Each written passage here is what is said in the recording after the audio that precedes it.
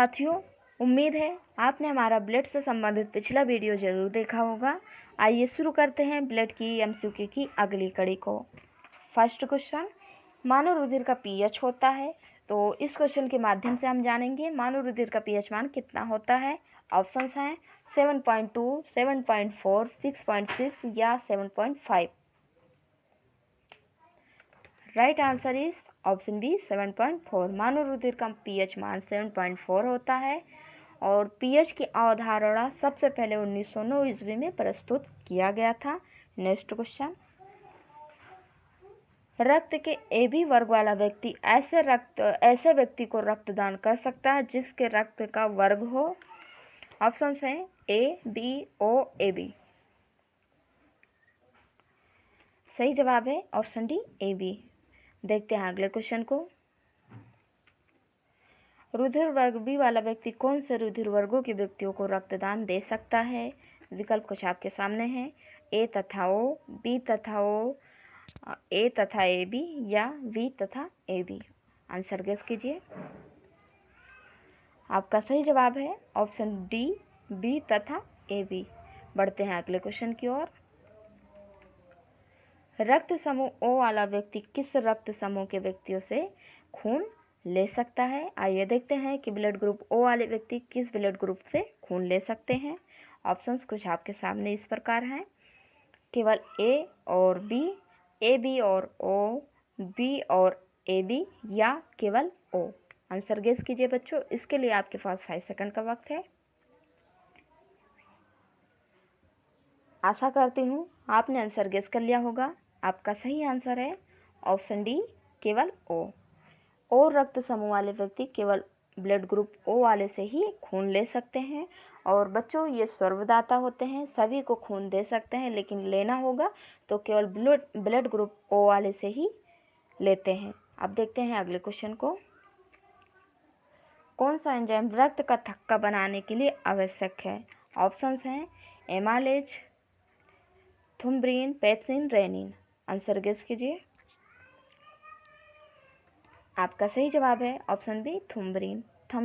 थुम्ब्रिन enzyme रक्त का थक्का बनाने के लिए आवश्यक होता है। अब हम जानते हैं थुम्ब्रिन के बारे में। थुम्ब्रिन एक ऐसा रसायन है जो थक्का निर्माण को तेज करता है और रक्तस्राव रोकता है। नेक्स्ट क्वेश्चन,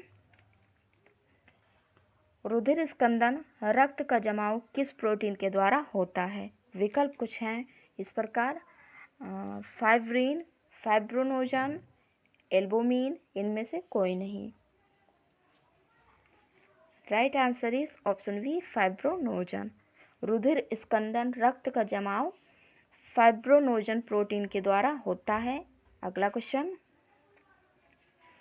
किसके मौजूदगी के कारण शरीर के भीतर रक्त जमता नहीं है। तो आइए देखते हैं कि ऐसा कौन सा चीज़ हमारे शरीर के अंदर मौजूद होता है जिसके कारण हमारे शरीर के अंदर खून नहीं जमता है। विकल्प हैं fibrin, plasma, haemoglobin, heparin. Right answer is option D heparin. Heparin के कारण ही हमारे शरीर के भीतर खून नहीं जमता है। इसी क्रम में बढ़ते हैं अगले क्वेश्चन की ओर। किसकी उपस्थिति में रुधिर वाहिनियों में रक्त आंचित नहीं होता है। ऑप्शंस हैं thrombin, fibrinogen, heparin, prothrombin. Answer guess कीजिए बच्चों। आपका सही जवाब है ऑप्शन सी हैपरिन। बढ़ते हैं अगले क्वेश्चन की ओर। रक्तस्राव को रोकने के लिए आमतौर पर किस एल्यूमिनियम लवण का प्रयोग किया जाता है। ऑप्शंस हैं aluminium nitrate, aluminium sulphate, aluminium chloride या पोटास एलम। आपका सही जवाब है ऑप्शन डी पोटास एलम। रक्त स्राव को रोकने के लिए आमतौर पर पोटास एलम लवण का प्रयोग किया जाता है। बढ़ते हैं अगले क्वेश्चन की ओर। रक्त जमने में किस तत्व की मुख्य भूमिका होती है। आइए देखते हैं कि रक्त जमने के लिए किस तत्व का महत्वपूर्ण भूमिका होता है। ऑप्शंस हैं Mg, Ca, Fe या CO। सही जवाब है ऑप्शन बी Ca। बढ़ते हैं अगले क्वेश्चन की ओर। क्रिसमस फैक्टर किस में निहित होता है? विकल्प हैं उत्सर्जन, पाचन, श्वसन या रक्त जमाव। बहुत ईजी क्वेश्चन है बच्चों, आंसर आप फटाफट गेस कीजिए। आशा करती हूँ आपने आंसर गेस कर लिया होगा। आपका सही आंसर है ऑप्शन डी, रक्त जमाव। क्रिसमस फैक्टर रक्त जमाव में निहित होता है। अगला क्वेश्चन, गुर्दों को रक्त पूर्ति करने वाली रुधिर वाहिका है। आइए देखते हैं कि गुर्दा को रक्त पूर्ति करने वाली रुधिर वाहिका कौन सी होती है। ऑप्शन है वृक्क धमनी, यकृत धमनी, फुफ्फुस धमनी या ग्रीवा कैरोटी धमनी। आंसर गेस कीजिए। आपका सही जवाब है ऑप्शन ए, वृक्क धमनी। गुर्दों को रक्त पूर्ति करने वाली वाहिका होती है वृक्क धमनी। आज और बच्चों, if you listen our videos then please like, share, subscribe and comment.